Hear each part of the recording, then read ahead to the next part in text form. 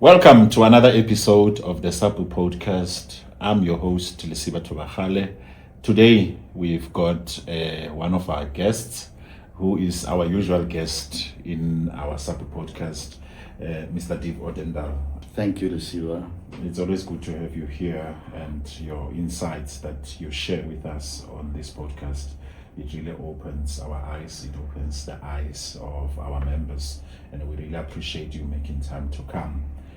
And today we are just talking about the issues around promotions. I mean, each time when there's promotions within SAPS, we know after the announcement, there is quite a lot of grievances that come.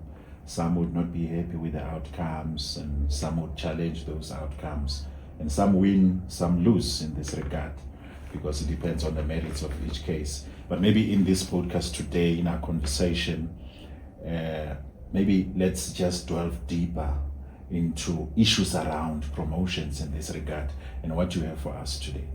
Thank you, Lesiba, and thank you for the opportunity. Now, there was a recent Labour Court judgment from the Labour Court sitting in Cape Town on the 4th of February. And the issue before the court was the non-shortlisting of an applicant due to him filling in the application form incorrectly. And as SAPU, we get quite often confronted with our members saying that they were not shortlisted, and then they want to challenge that non-shortlisting. Now, you can challenge a non-shortlisting. It falls within the broader definition of an unfair labour practice relating to promotion.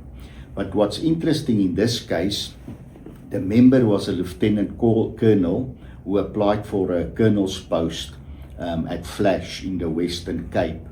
Now, he made some terrible mistakes in applying for this post. In the application, firstly, he utilized the wrong application form. Sure. Now, we find that quite often. I don't know why, because every round of promotions, they attach the application form that needs to be used. Yes. But there's also one on the intranet. Now, some of our colleagues, they just draw the application form from the intranet, and then it's not the exact same form for that round. So that was the first mistake that the colleague made. He utilized the wrong application form. When he filled in that form, he then also used the wrong year of the promotion round, the date of the promotion round. He further went on.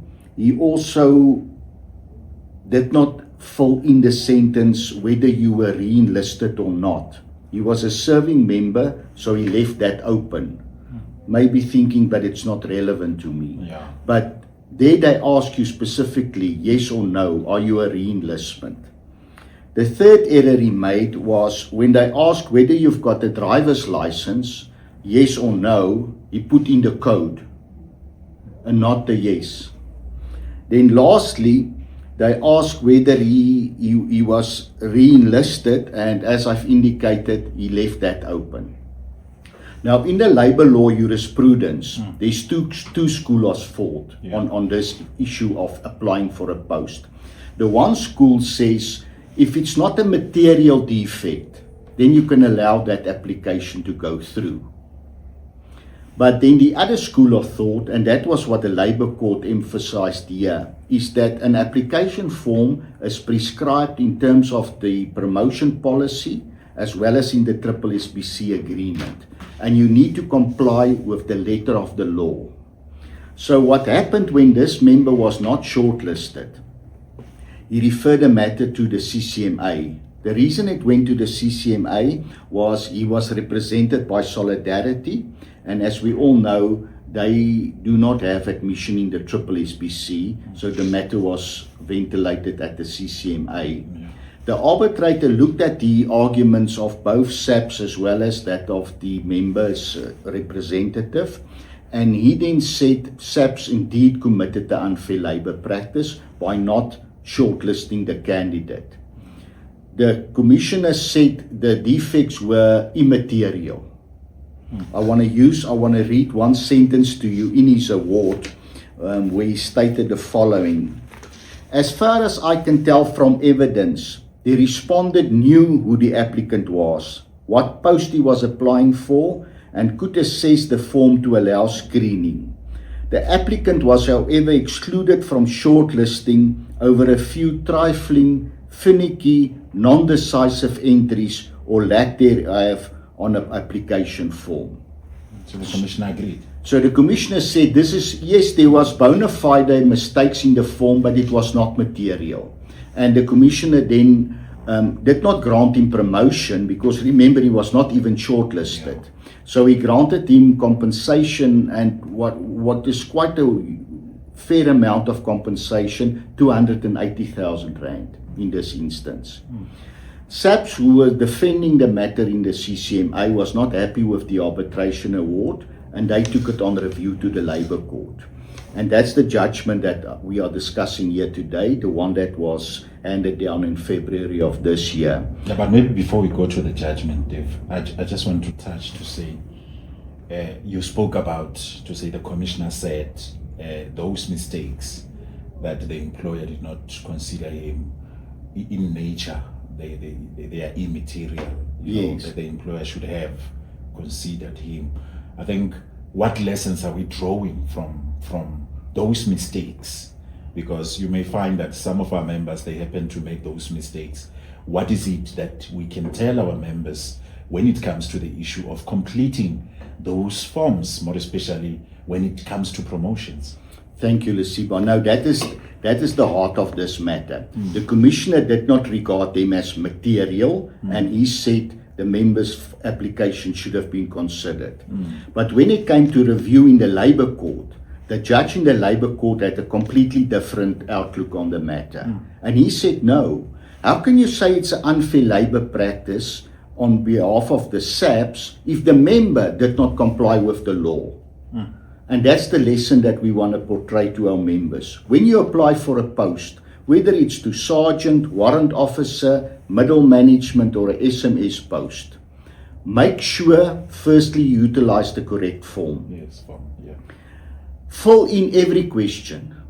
Do not say not applicable or leave it open. If they ask you, were you re-enlisted or not, don't leave it open.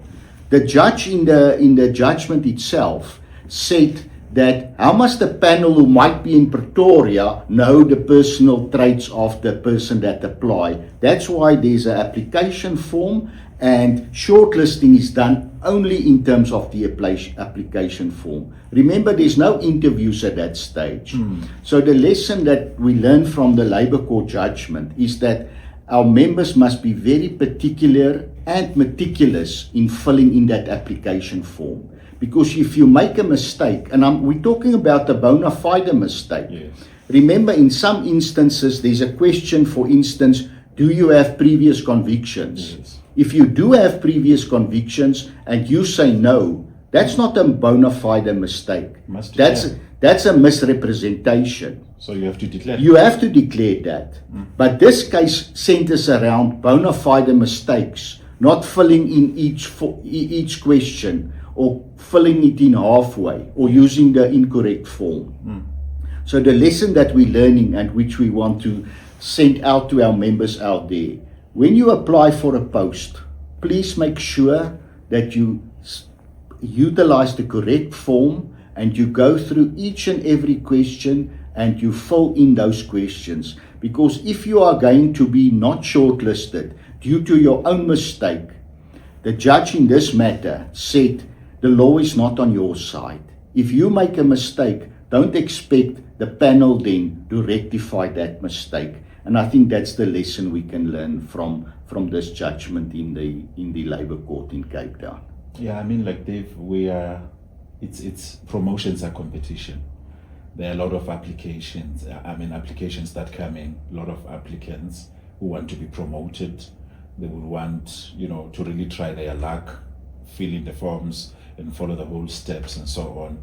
So to be quite meticulous, as you were saying, is quite important when it comes to those type of exercises. Absolutely. Just as you fill in, if you go to write the exam paper, you make sure you answer the correct question. In this instance, when that application form is in front of you, don't see it as a rash job and just complete it for the sake of completeness, because you, like the judge said here, this gentleman could not even join the race. So how could he have expected to win the race if he was not joining the race? It starts off, promotion process starts off not at the interview, when you put pen to paper, when you apply for a vacant post in terms of that application form. So one could say it starts as an administrative process, which one should take it very serious as one moves with the whole process. I couldn't have said it better than those words, Lesiba. Quite correct. Thank you. Maybe let's delve a little deeper now to say the impacts thereof. And I know you've touched in terms of the lessons that our members should get. But how does it impact if the representative trade union, if it's us now, I think let's take it home, because we are confronted with a lot of promotional disputes that the union has to deal with, to say if a form is not completed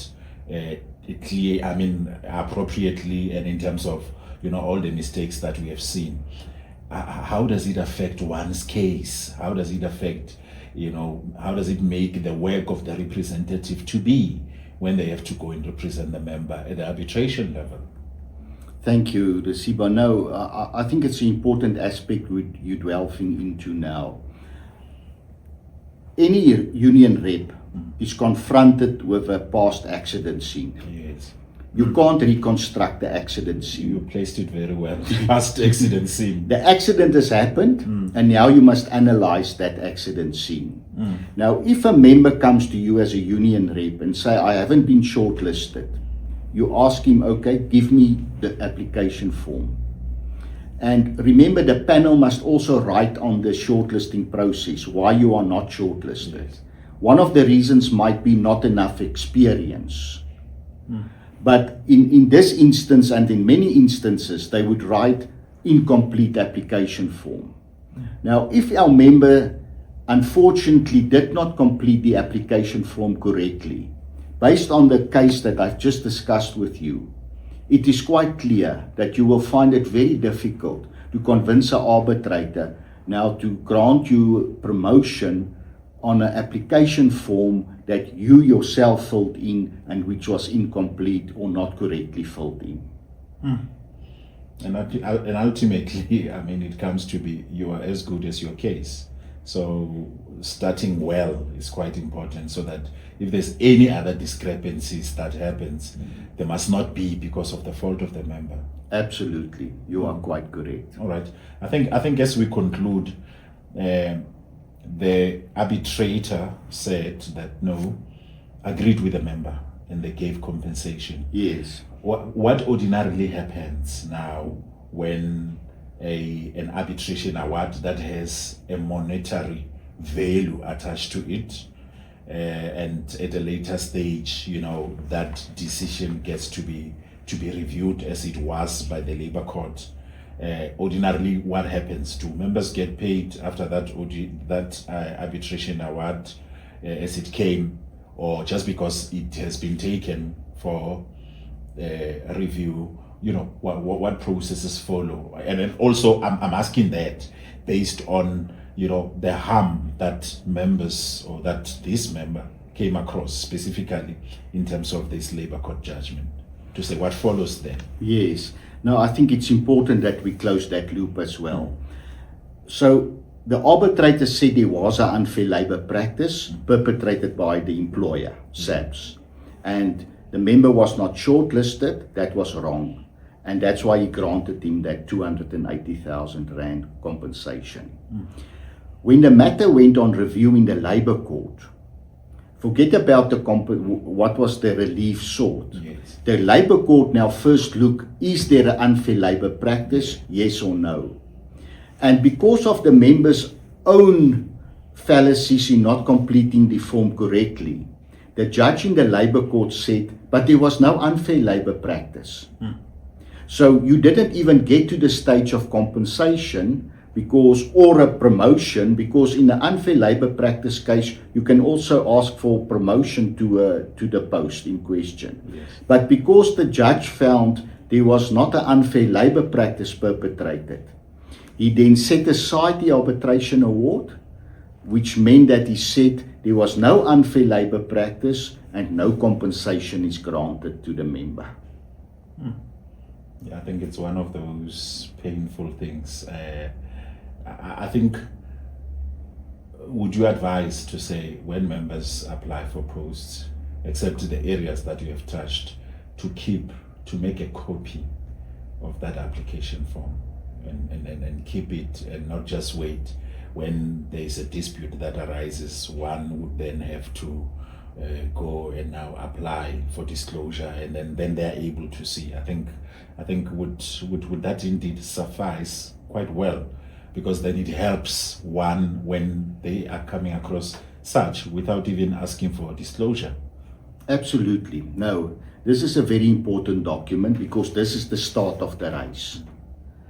So when you submit your application form, keep a copy for yourself, and also copy that where you've submitted the form. Get the acknowledgement or an email transmission, because in some instances, those applications also get lost. Yes. It's a human error can kick in at any stage. So keep a copy of your application form as well as the proof that you have submitted it. I think that's a very good advice that we are giving our members. No, thank you very much, Steve. I think any last words, more especially in relation to this process as we are wrapping up, and also looking into the judgment in the Labour Court. I think it's good to maybe just to cite the case number C434 of 2023.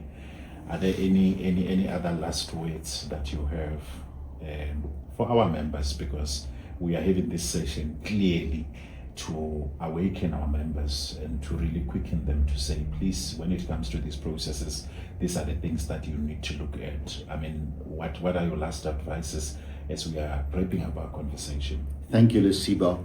I think what I must state for the record is this is a Labour Court decision, and it's not necessarily decisive.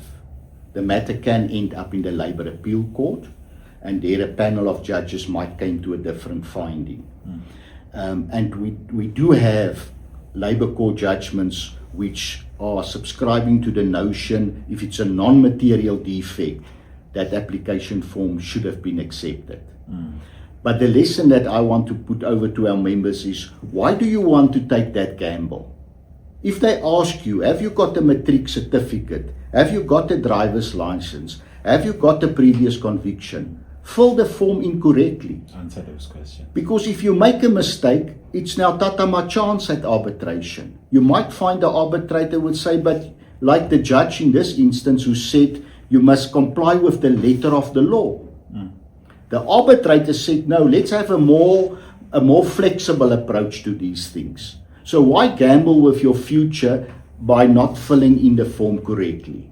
And then I think it is important, and especially for our representatives who must advise our members at shop floor level, it's a Labour Court judgment, case number C434 of stroke 2023. It's SAPS versus the SSSBC. And it is accessible on SAFLI. It will be in the February dates for the Labour Court cases that's cited in SAFLI. Thank you very much. No, thank you. Thank you very much, Steve. Thank you for coming and really having this very important conversation, I must say, because in most cases, you find that we don't talk much about promotions, about procedures, about things, administrative issues that members need to take care of. And I must appreciate you taking your time to come, and hoping for even more episodes that are coming on other issues that we have to talk to, which really relates to our members. Thank you very much for coming. Thank you. The pleasure is mine. You have heard it all. Administrative issues or process starts immediately when you are attaching pen to paper when it comes to promotions. Make sure that everything is answered appropriately. Leave no space in that application form. I'm still your host, Lesiba Tobagale. Until we meet in the next episode, I'm out.